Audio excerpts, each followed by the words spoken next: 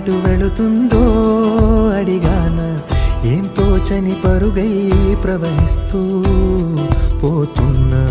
ఏం చూస్తూ ఉన్నానే వెతికానా ఏదైనా, ఊరికెనే చుట్టూ ఏవేవో కనిపిస్తూ ఉన్నా. కదలని ఓ శిలనే